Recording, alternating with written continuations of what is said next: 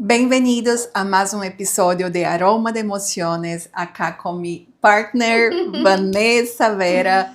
E hoje vamos falar de um tema que é uma das especialidades de Vanessa, que é como é importante a saúde emocional, mental de los papás para el bienestar de los hijos, ¿cierto, Fanny? Sí, correcto. En honor al Día Internacional de la Salud Mental. ¿Qué es cuándo? El 10 de octubre. ¡Wow! Entonces ya, Sí, mañana. Sí, exactamente. Mañana. Entonces, en honor a eso, quería compartir aquí con la audiencia este tema que me parece crucial, porque a veces no tomamos en cuenta esto cuando somos papás. Me pasa mucho que preguntan, ¿le das terapia a los niños? ¿Sabes? Como que arréglalo, aquí está, mira todos los defectos que tiene. Y por eso es que yo trabajo con los padres, porque el niño viene perfecto. Yo lo digo en mi libro Niños de Concreto, el niño viene perfecto. Nosotros somos los que necesitamos la ayuda para saber cómo vamos a guiar a ese niño. Y si el niño está presentando conductas, no, pero es que hay niños que presentan conductas, sí. Obviamente hay niños que presentan conductas. Pero si nosotros como padres estamos estables emocional y mentalmente, vamos a saber cómo actuar. Correcto. Este equilibrio no se logra de la noche a la mañana, obviamente, pero sí hay algo determinante y es que todos los padres queremos hijos felices, ¿o no? Sí, total. Y también me parece, Vani, porque ahí sí es un punto muy interesante, porque los responsables tienen que ser los papás, ¿cierto? Porque cuando tú decides tener un hijo, tú tienes que prepararte para muchas cosas, incluso emocionalmente, ¿no? Porque la responsabilidad que tú tienes de tener esta obligación de sacar un ser humano funcional para la sociedad. Correcto, y qué bonito que lo traigas a colisión porque de eso se trata, Niños de Concreto, de que empecemos por nosotros, sí. De que sepamos de que si nosotros no nos planteamos tener el tiempo para nuestro autocuidado. El autocuidado es una de las cosas más importantes que como padres debemos prestarle atención. Hay padres que inclusive se sienten culpables de dedicar tiempo al autocuidado, de como pareja dedicar tiempo a la pareja, de salir a cenar, una noche sin niños, de irse de viaje sin niños. Todo al extremo es malo, pero hay que buscar el equilibrio, ¿sabes? Y si tú estás dedicando tiempo a tu familia como tal, al núcleo, a la comunidad familiar, yo te aseguro que tú te tomes un tiempo a solas con tu pareja, va a contribuir a tu salud mental, a tu equilibrio emocional y para nada va a afectar a tus hijos. Todo lo contrario, le vas a mostrar un camino a ellos. No, yo estoy total de acuerdo porque también tú vas a decir, mira, hijos, nosotros te amamos, pero somos personas y como personas también tenemos que cuidarnos, no es solo tú, porque lo que veo hoy es que hubo una inversión de valores, ¿cierto? Donde los hijos son puestos en el centro de la casa, ¿no? Y de las relaciones, cuando en verdad deberíamos volver un poquito más hacia antes, cuando yo me acuerdo de niña, que nosotros éramos parte del todo, no el todo. Exactamente. Hoy en día yo veo un fenómeno, sí, yo creo que tengo que llamarlo fenómeno porque es un fenómeno que literalmente los niños son como los que gerencian el hogar y las decisiones. Total, y no tienen madurez. Y yo me quedo, o sea, y no es algo que yo no quiero sonar como sonaban nuestras madres, ¿sabes? Porque a veces herimos susceptibilidades, pero no, como profesional de la salud mental tengo que decirlo. Total. No está bien, o sea, un niño no es el que debe gobernar la vida de los padres, no es el que debe decidir a dónde vamos o cuándo vamos. No quiere decir con esto que no sea importante escuchar al niño, no quiero que tomen esto, tú sabes, tan extremo. No se trata, el niño tiene emociones, el niño tiene decisiones, sí, pero una cosa es eso y otra es que tú digas, por ejemplo, es el cumpleaños de la abuela, ¿ok? Ay, bueno, déjame ver si mi hijo quiere ir. No. Y cuando tú le preguntas, ¿qué edad tiene el niño? 7. Ya va. O sea, son cosas que tú dices, ya va, esto no está bien. Entonces, establecer un orden, ¿ok? En la jerarquía familiar es vital para decir que en el núcleo familiar hay salud mental. Y Vani, una pregunta. ¿Tú piensas que esta instabilidad que vivimos hoy, en los jóvenes que vemos que tantas cosas tan raras andan pasando, ¿Tú crees que ya es un reflejo de esta falta de gestión dentro del lar? Obviamente, totalmente. Totalmente, porque la crianza es una construcción.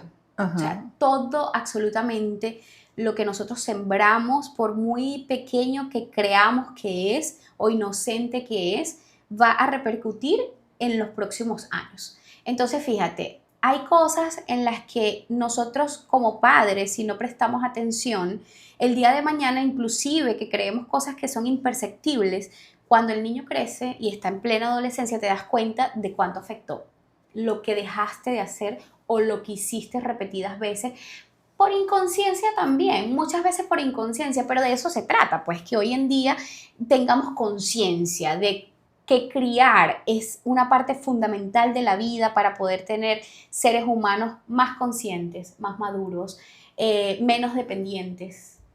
Por ejemplo, el tema de la protección. Mira, la protección muchas veces, la sobreprotección, perdón, proteger es bueno, sobreproteger no. La sobreprotección es un factor que en la vida de los niños, por lo general, los padres utilizan porque es moralmente aceptable. De que, no, bueno, porque es mi hijo, porque me costó mucho tenerlo, porque lo sobreprotejo demasiado. En el libro yo pongo una historia que marcó mi vida de una paciente en la que trabajó un año en terapia, no fueron 2 días tampoco, y ella literalmente estaba presentando, el niño estaba presentando un trastorno físico de no poder mover sus piernas porque ella hacía todo por él. Wow. Sí. Y si quieren saber más del tema, vayan a Niños de Concreto para que lo lean, porque eso fue algo que yo dije, wow, yo le pedí permiso para poner, obviamente cubriendo su identidad, pero para poner su historia en mi libro, porque fue impactante para mí ver cómo a medida que ella trabajó en el proceso terapéutico durante un año, se da cuenta de que literalmente ella estaba inutilizando a su hijo. Y eso es la sobreprotección. Algo que te inutiliza al niño y le manda un mensaje directo de que yo lo hago por ti porque tú eres incapaz. Imagínate. No, y hablando de eso ahorita me vino a memoria que justo acabé de ver una serie en Netflix que se llama, yo soy pésima para los nombres de películas y series, pero voy a intentar. Yo creo que Behind the Bar. Ok. ¿Ya viste? No. He visto no vi la serie, pero vi la... Así te va a encantar. Que es sobre es una serie coreana de abogados. Pero los casos que cuidan de los abogados, ellos llevan mucho para el lado de la emoción, de la psicología. Cómo actúan en las defensas, en las cosas. Y uno de los episodios, voy a contar solo un poquito de spoiler, pero vean la serie. Es de un caso que un señor que estaba saliendo, pasaba que era varias personas saliendo para trabajar y uno llega assim, toma esse cafecito acá que é um cafecito especial. Pero es un Irish Coffee, que é um café com whisky. E esse condutor que iba a salir para trabajar tomou um pouquinho desse Irish Coffee. Disse, não, pero isso é forte que tem isso, não sei o quê. Ele, não, es que es como tem alguma coisa aí, era whisky. E ele saiu. Después salió todo para trabajar y él estaba con una carga en un camión, pero él ya tenía sueño, antes estaba manejando el camión, y como que le dio como un poquito así que se dormido un poquito, y cuando abrió estaba en una calle de una escuela y estaba justo atravesando un niño. Entonces, pero él frenó, la mamá del niño estaba así cerca, le pegó un grito y el niño se cayó en el piso. Pero el camión no tocó el niño. No tocó el niño. Pero el niño y la mamá salió gritando como si el niño si estuviera sido chocado con el camión. Y mira la cosa loca de la defensa, y ahí llegamos justamente en eso que dijiste, de la sobreprotección. Entonces, pero ¿cómo que el niño fue para el hospital, perdió las movilidades de las piernas, estaba sufriendo todo el trauma como si el camión se tuviera chocado contra él. Pero el camión no le tocó nada. No lo tocó. ¿Y todo pero la reacción de la mamá fue que el camión le había tocado. Correcto. Y los niños ven a través de los ojos de los papás. Excelente ejemplo. Y no, esa serie me eriza los pelos porque es buenísima para muchas cosas. Y a mí no me gusta mucho de las series, pero esa me gusta. Y entonces los abogados, para defender al señor, empezaron a decir, mira, ¿y cómo podría pasar eso? Investigaron, descubrieron que la mamá, el niño tenía como 6 años y la mamá todavía le daba pecho. Ok, gracias. Hicieron un test que era, tú debes conocer, yo no soy de la sala de la psicología, pero pues era el niño y la mamá y un montón de juguetes, dice así, ¿qué es eso? La mamá era inducida a decir un nombre que no era, ¿qué es eso? Una pelota. Dice, no, es un cuadrado. Y el niño repetía el mismo error de la mamá. Y llegaron a la conclusión que en verdad quien hizo daño al hijo fue la mamá. Correcto. Entonces, ¿cierto que es eso? Total, diríamos que en Gestalt eso pudiese ser, hipotéticamente, algo que la Gestalt llama confluencia, que es literalmente que me pierdo a través del otro y vivo todo a través del otro.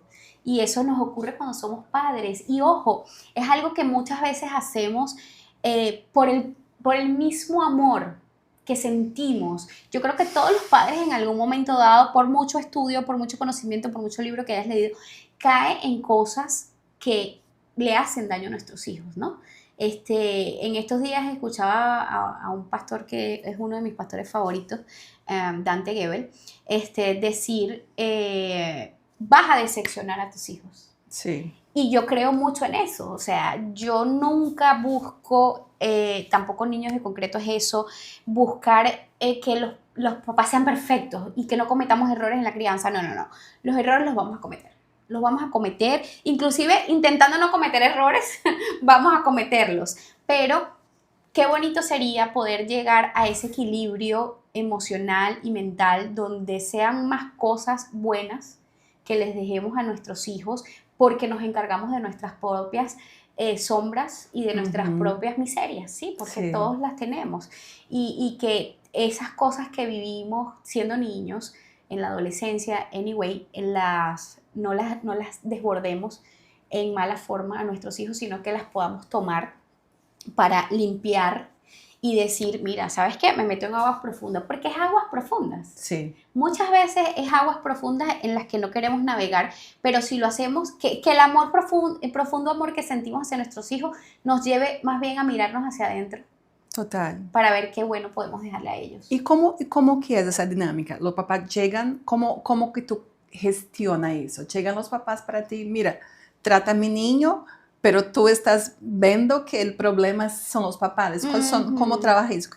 ¿Cómo que es? Sí, bueno, en mi caso yo no es que esté en desacuerdo con que los niños hagan sesiones de terapia.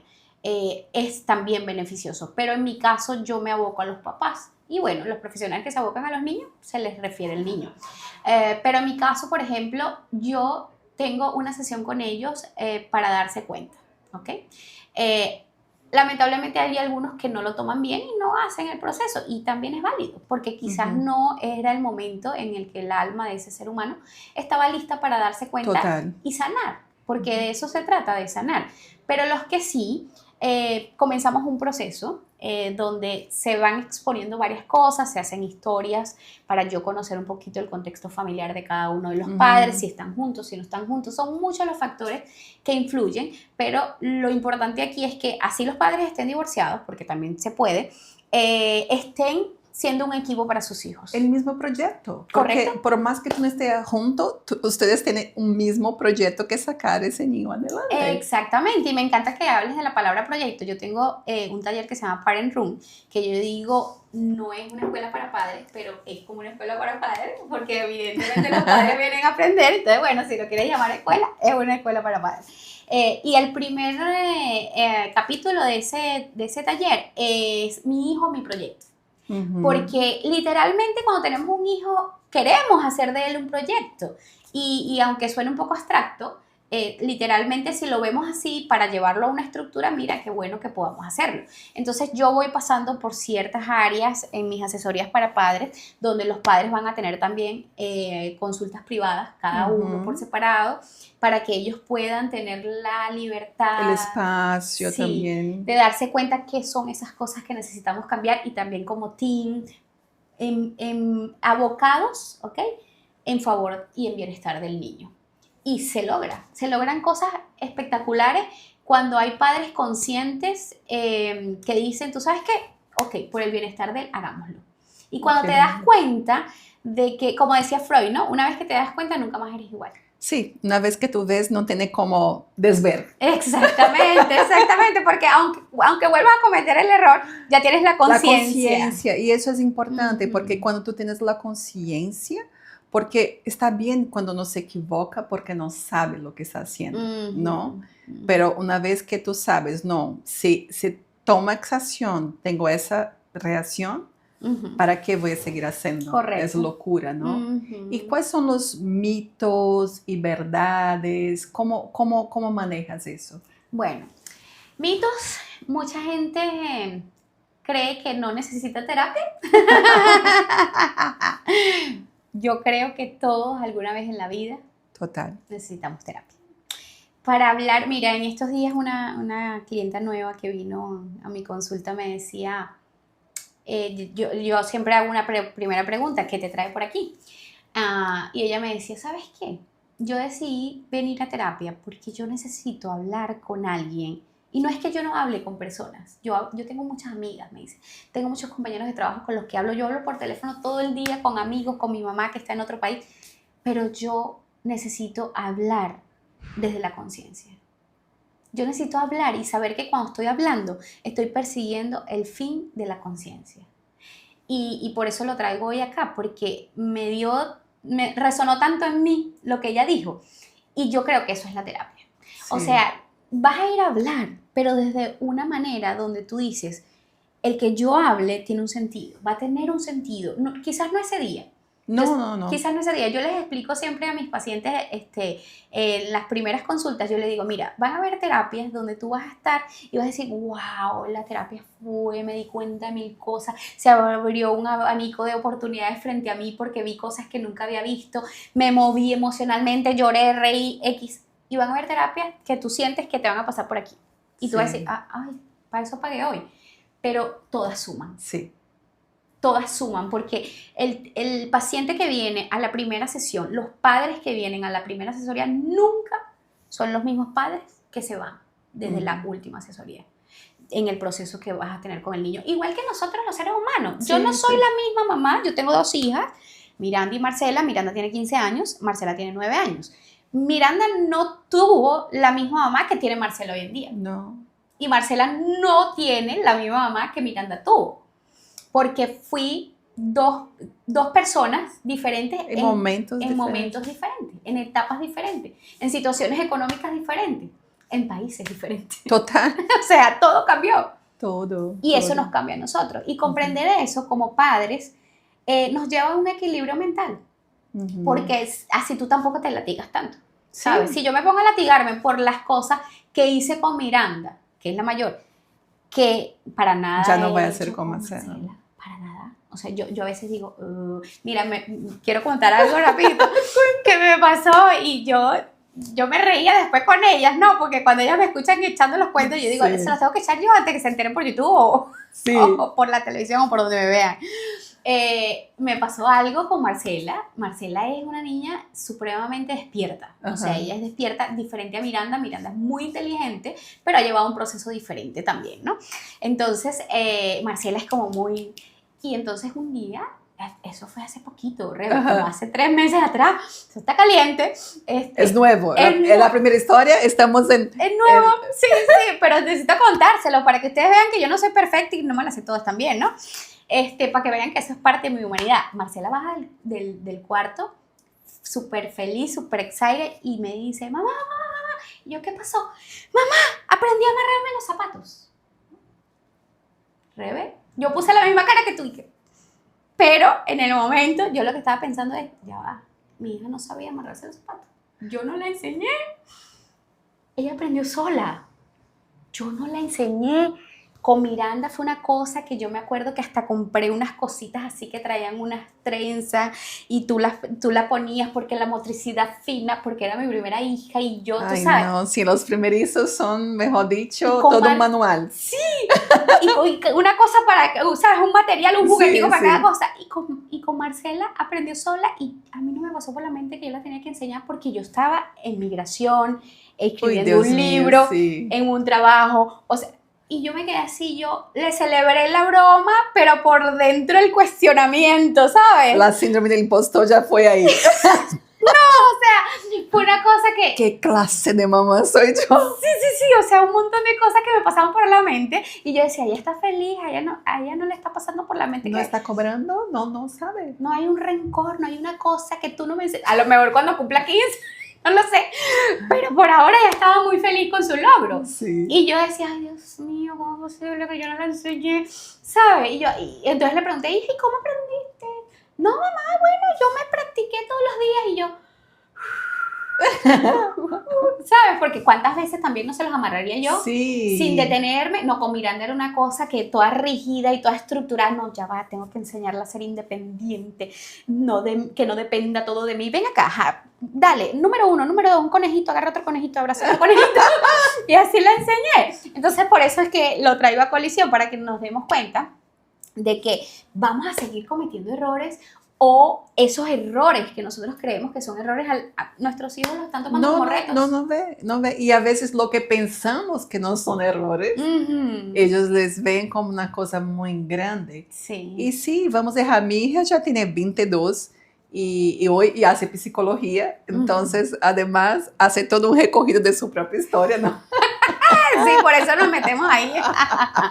Sí. Entonces me hace un montón de preguntas, ¿y qué haces? No sé qué. Entonces, y así, mami, es que yo pienso que tú fuiste, yo tenía un juguete yo tenía un cobertica, alguna cosa que yo falei, no, entonces, ¿quién quiere mi cosa emocional? Entonces son cosas así, assim, mami, tú fuiste negligente con eso, yo no tenía un ursito, una cosa, entonces así, que yo me iba a preocupar con que tuviera un ursito. Exacto.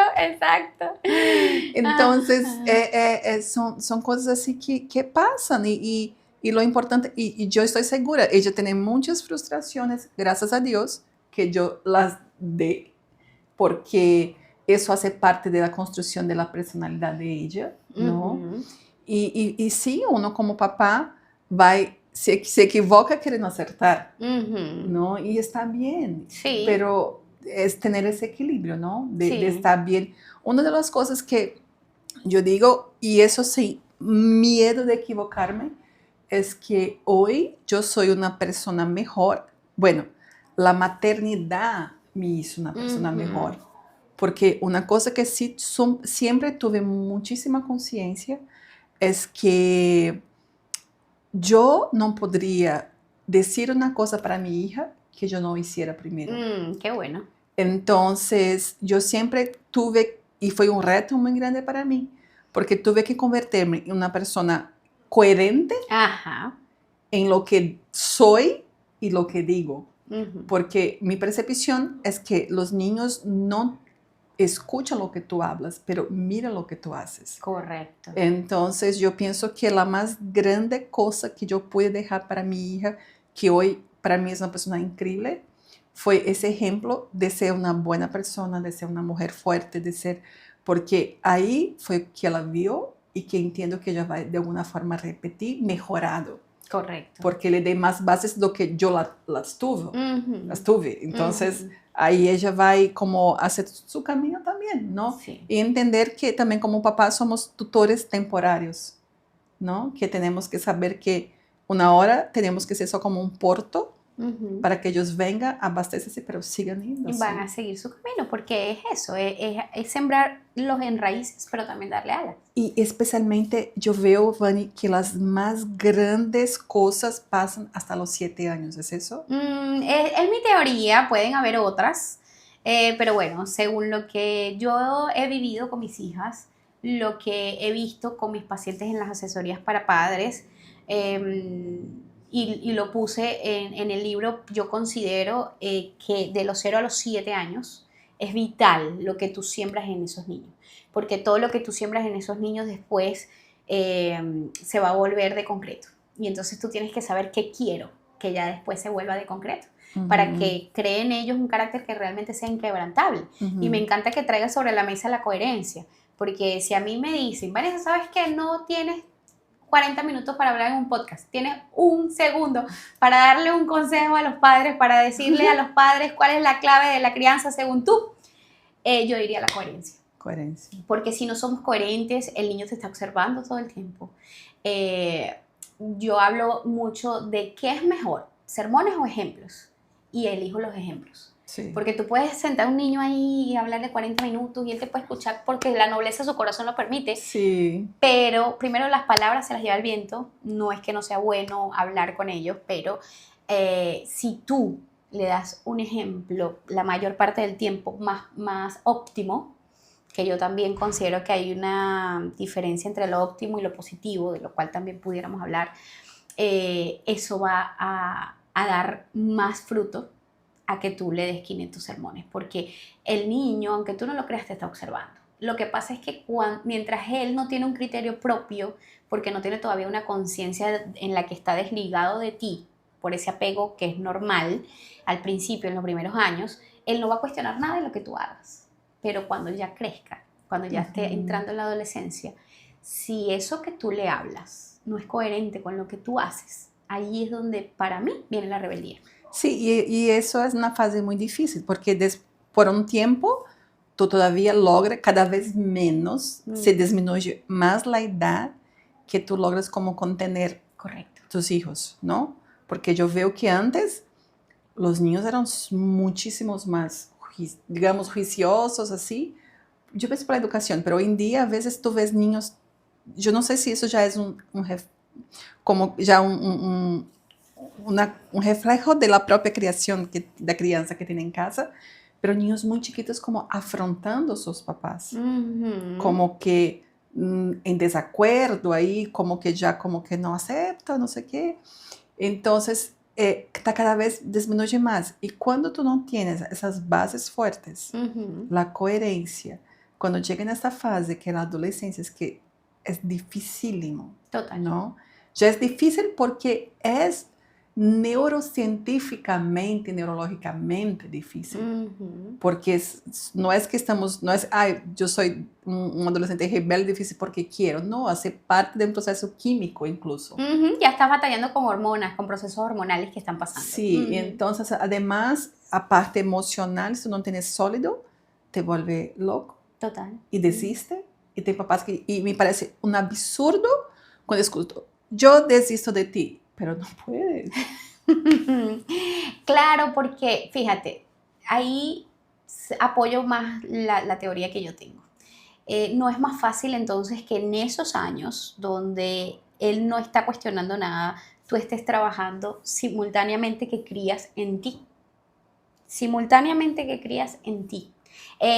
Cuando el fin de semana pasado que hice lo del lanzamiento, una persona me preguntaba, Vanessa, ¿tú has vivido alguna vez con tus hijas un tema de rabieta que no hayas podido controlar?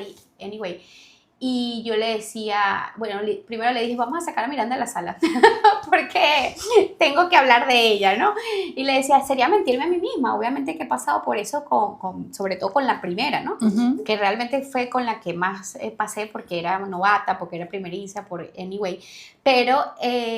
yo lo que pensaba era, en ese momento, yo cuando recuerdo hacia atrás, yo veo la poca inteligencia emocional que yo tenía. O sea, el desbordamiento emocional en el que yo me veía cada vez que había una rabieta y yo me ponía literalmente al nivel de ella. Entonces no sabía quién era una niña criando otra niña, ¿sabes? Y entonces eso es algo que podemos disminuir y a medida que lo vayamos disminuyendo, evitar a un futuro si nosotros trabajamos en nuestro equilibrio, en nuestra coherencia, en nuestra salud mental como padres. Una cosa que hablaste muy interesante, una niña criando otra niña. ¿Tú piensas que hoy en día son niños criando niños? Porque yo veo que parece que los papás no están preparados. Hay una generación que parece que no está preparada. Y yo no entiendo bien qué pasó. ¿Fue una generación que tuve una crianza flaca o una crianza fuerte, no quiere repetir? ¿O qué pasó? Porque otro tema también, a veces yo veo que las mujeres están tardando cada vez más para tener hijos y también pasan a veces por procesos muy difíciles, como inseminaciones, cosas también, lo que explota también otra vez la superprotección, sí, porque tal vez es mi único, mi cosa, mi precioso. Sí.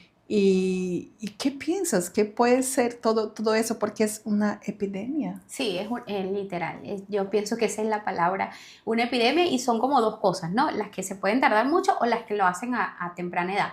Aunque el tema de niños, criando niños, no me refiero precisamente a la edad. Cuando yo tuve a mi primera hija, yo tenía 27 años.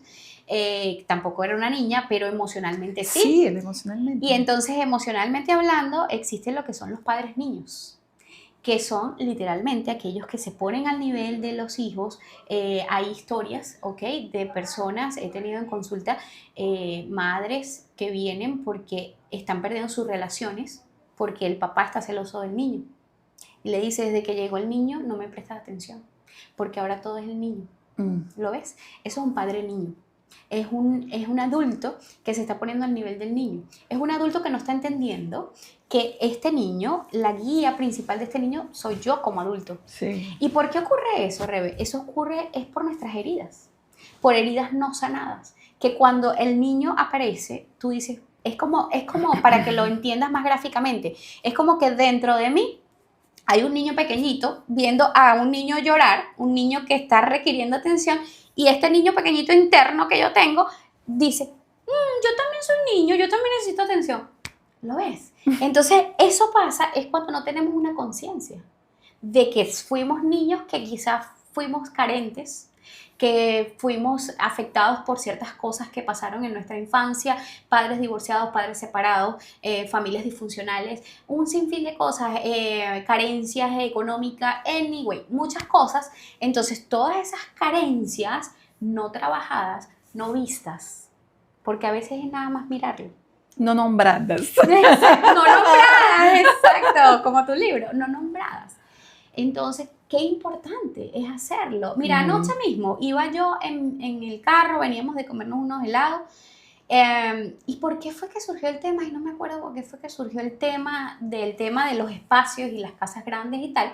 Y yo le digo a mis hijas, es que cuando yo era niña, yo no tenía un cuarto como lo tienen hoy ustedes, un cuarto, un espacio para ti. Y mi hija pequeña me dice, mamá, ¿cómo que no tenías un cuarto? Y yo le digo, sí, hija, así como lo estás escuchando, no había un cuarto. ¿Pero cuántos cuartos tenía tu casa? Le digo, uno. Y ella me dice, pero ya va, ¿tú no tenías dos hermanos? Y yo le digo, sí. ¿Y vivías con tu mamá? Sí. ¿Eran cuatro? Sí. ¿Y los cuatro dormían en el mismo cuarto? Y yo le digo, sí. Su cara fue... de pánico. Ella tiene 9 años y utilizó esta palabra, me dijo, estoy en shock. En shock. Así me dijo, estoy en shock.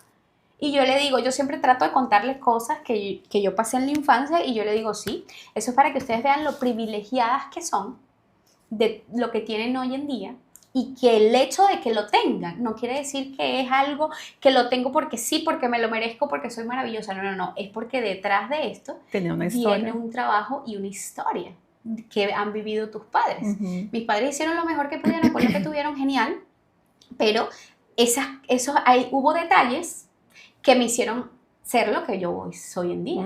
Y yo necesito exponértelos a ti, porque no me gustan los secretos familiares. Pienso que eso trae mucha cola, pero ese es otro episodio que podemos hablar después, porque ese tema es muy extenso, no me voy a meter por ahí, porque si no hablamos 7 horas. Si no terminamos hoy. No terminamos hoy, pero vamos a anotarlo para un próximo episodio. Pero por eso me gusta exponerlo y abrir mi historia para eso, pero es cosas que nuestros hijos necesitan escuchar. Sí, porque para entender que para que tenga la vía pavimentada que tiene hoy, alguien tuvo que echar machado para abrir la floresta, ¿no? Entonces, es así. Y Vani, ¿cómo que tú ves los beneficios? Porque eso que me gustó que trajiste ahorita, de que los padres niños son esos que tienen traumas. Y por eso empezaste el episodio hoy diciendo que la importancia de todos hacer en terapias. Sí. Porque yo creo que no existe un ser humano que no tenga sus dolores.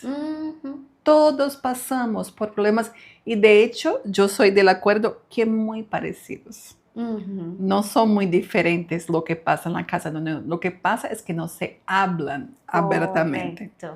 Pero quiero que cuénteme, partiendo de eso, que todos tenemos nuestras heridas, necesitamos de terapias, y que los padres necesitan de terapias. Primero que hacer terapias a los niños, ¿cuáles son los beneficios que los niños recogen para que cerremos ese episodio? de papás que buscan ese apoyo, que buscan concientizarse de ser mejores, enteros para criar sus niños. Bueno, imagínate, casi nada, una vida futura muy seguramente de bienestar. De bienestar porque ser criados por padres emocionalmente estables, ser criados por padres que se preocupen por cuidar su inteligencia emocional a la hora de hablar, a la hora incluso de tomar decisiones. A la hora incluso de tomar decisiones. Mira, hay algo que yo tuve que aprender en mi carrera. Mi palabra favorita es familia. O sea, yo soy apasionada de la familia, me encanta la familia. Y cuando pensamos en familia, obviamente pensamos como en una composición, ¿verdad? Mamá, papá, hijos, pero tuve que entender, al transitar mi carrera, que hay parejas que están mejor separadas. Y me costó entenderlo, como creyente de la familia, como creyente de Dios. Y decía, wow, ¿cómo voy a hacer para trabajar esto en la terapia si tengo una creencia tan afianzada de que hacer equipo para el niño es mejor? Pero también comprendí y reestructuré mi programa y mis asesorías para padres en base a eso, de que también pueden ser separados, pero si tú tienes la conciencia de querer hacer equipo. Y cuando eso ocurre, es como un milagro, porque lo he tenido en mis asesorías, padres que están separados, pero cada uno pone su grano de arena para que ese niño ni siquiera note eso. Y no engañándolo, sino en el sentido de no estar inmiscuido en una pelea de que aquí está mamá, y aquí está papá, y hoy me voy con quién, y no viniste a llevártelo, y yo tenía que salir. Tú sabes, todas esas cosas que afectan a un niño. Entonces, para responder tu pregunta, le regalamos demasiado. Le regalamos un futuro tranquilo, un futuro donde él no es el responsable de toda la pelea que puedan estar teniendo, todos los conflictos que puedan estar teniendo los adultos, inclusive cuando estamos juntos.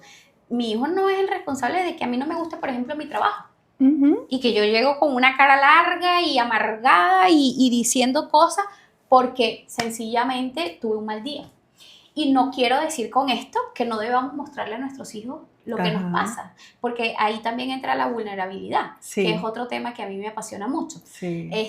Porque sí, a veces tenemos que decirles no estoy bien. Y eso también es parte del equilibrio emocional, de aprender a decir, hoy cierro mi puerta porque hoy necesito estar sola. O simplemente abrázame porque hoy estoy mal. Y ahí, en todo eso, Rebe, le estamos enseñando a los hijos inteligencia y equilibrio emocional. Total. No, estoy súper de acuerdo.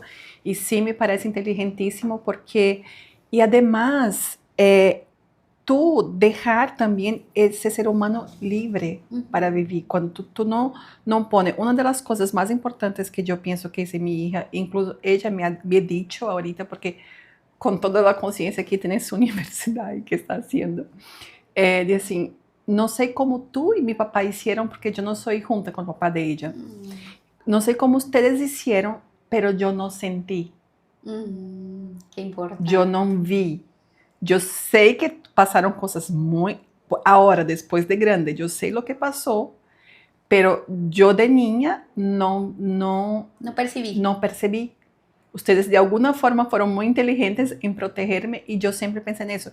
Yo podría tener todas las diferencias con papá de ella. Todas, y tenía todas las razones para tenerlas. Pero era yo con él. ¿Entiende? Entonces eran dos adultos. Ella no tenía nada que ver con eso. Yo jamás, yo hablé para ella, su papá es feo.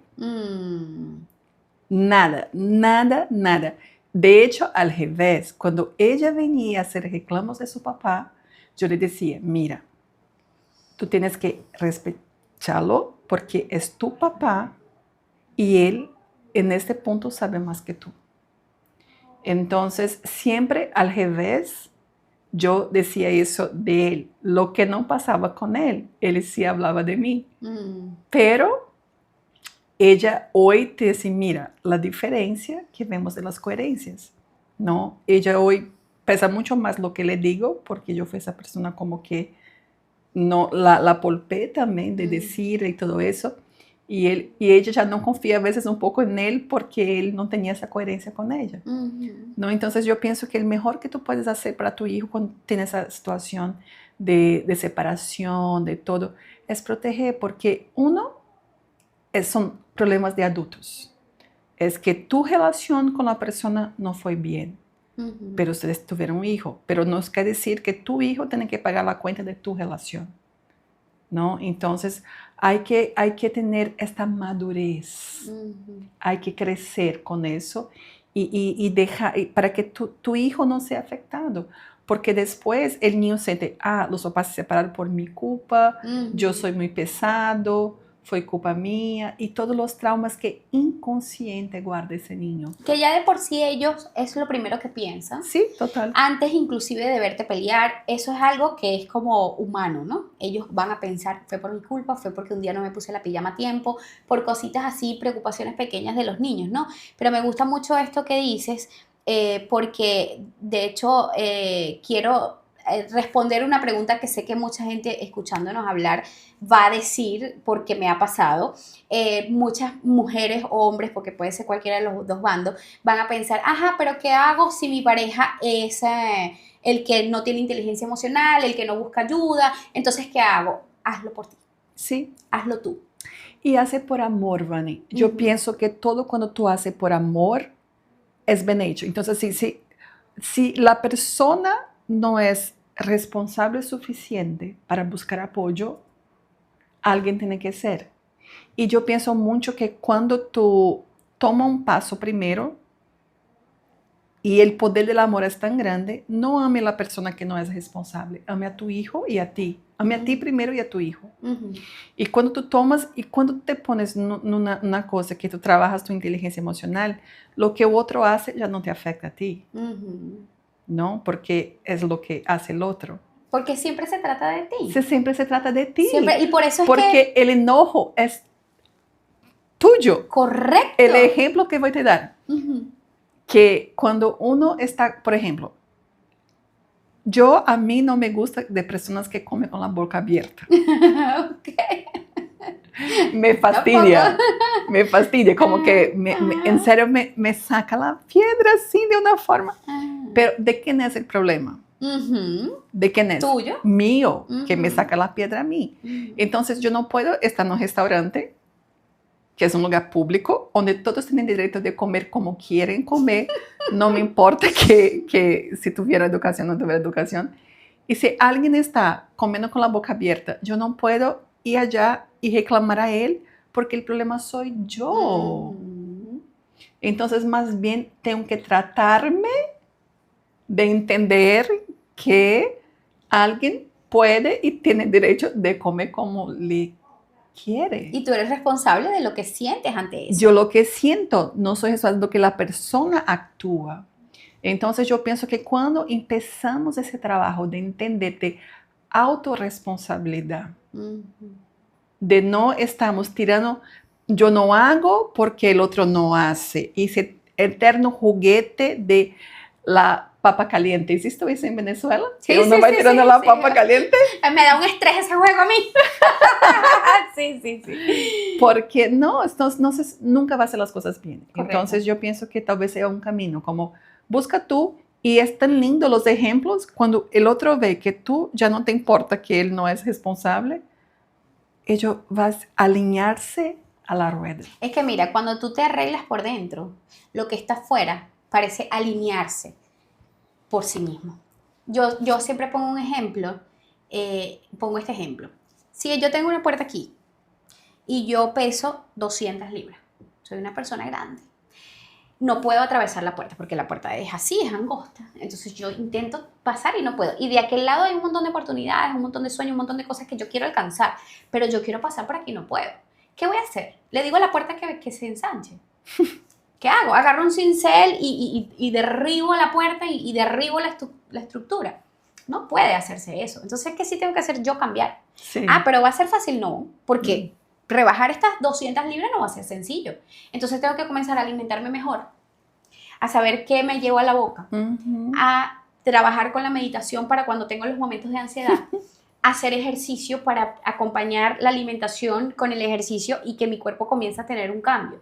Y voy a intentarlo y va a haber un momento en el que digo, ay, ya me queda poco por pasar, pero todavía es incómodo. Y digo, si quiero lo que está allá, tengo que seguir cambiando y seguir trabajando en mí hasta que por fin llegue al peso ideal. Y lo atravieso y digo, oh, y me doy vuelta y digo, ¿cambió la puerta? ¿Se ensanchó la puerta? No.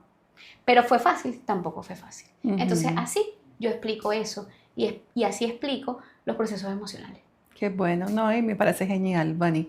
De verdad que yo pienso que es una inversión al futuro. Total. Cuanto más tú inviertes tiempo, especialmente en la primera infancia, es un ahorro para toda la vida, porque uno jamás deja de ser padre ni madre.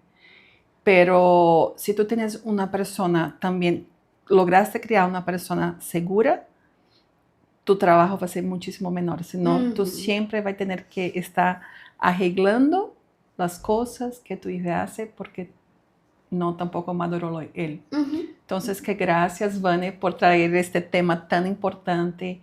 Y yo pienso que es un tema que uno no logra no es nem que tú puedas medir el beneficio del tema, porque cuando tú trabajas con papá, trabaja todo el hogar. Entonces, es un tema que yo pienso que es importantísimo porque lo que alcanza eso es muy grande. Correcto. Gracias de verdad. Y ustedes que son padres, que necesitan de apoyo como para sacar a sus hijos adelante, por favor, acá abajo tienen los contactos de las redes sociales de Vanessa, el libro, todo eso.